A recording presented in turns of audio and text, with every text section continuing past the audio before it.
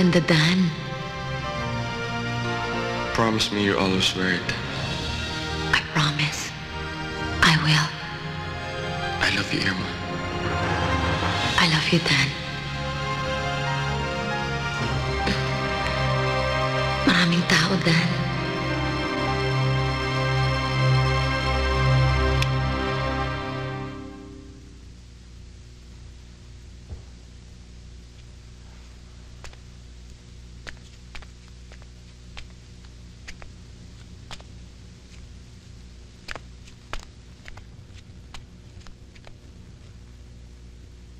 Natanggap ko na yung 2 passports na pinayos ko sa'yo. Alin ba sa tingin mo ang mas madaling makalusot doon? Basta't nakakasiguro kang malinis ang pag-alis ko. O edi, pasundo mo lang ako.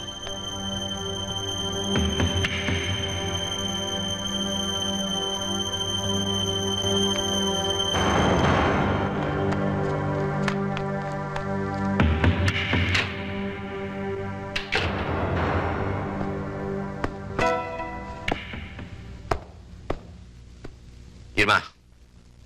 Irma! Alis ako puntang Hong Kong. Tuloy din ako ng Australia. Meron lang akong asikasuhin tungkol dun sa exports namin. Di ko lang alam kung gano'ng katagal. Maaaring 1 linggo, 1 buwan, 3 buwan. Alam mo naman yung mga lakad ko.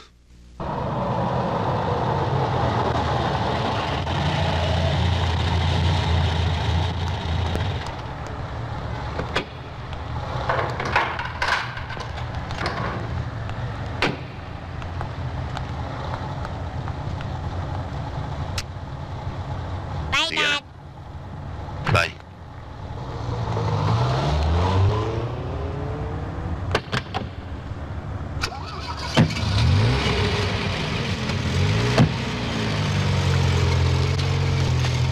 Irma! Loka! Irma!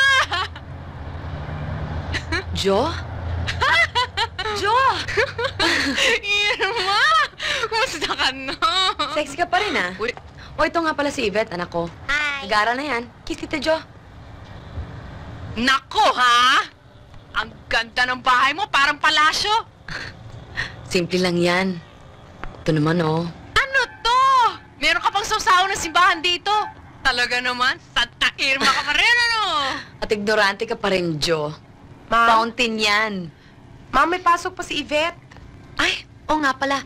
Elmo, kunin mo nga yung kotse at dito na sila sasakay. Huwag mabilis ang takbo. Oo, ma'am. Bigunin school, ha? Yes, Mami. Kompleto na ba laman ang bag niyan? Okay. Ganda nito ah. Alika sa loob. Yaman. O, isa rin yung gate. Ang kala ko kasi, nagkatuloy kayo ni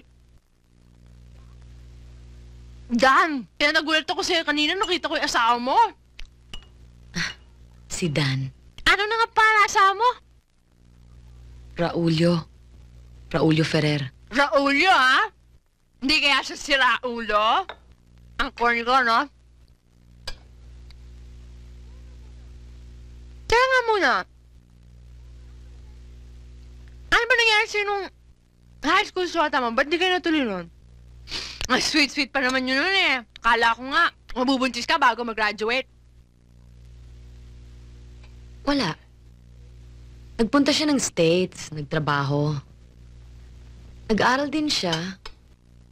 Hindi na ako makapaghintay. Alam mo naman ako eh. Kailangan may sinasandalang lagi. Kaya pagka-graduate ko ng college, nagtrabaho na rin ako. Nakilala ko si Raulio.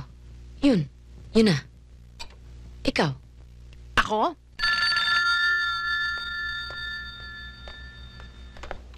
Hello? Si Raul yun, dyan pa. Wala ho. Huwag ka magsisinungaling.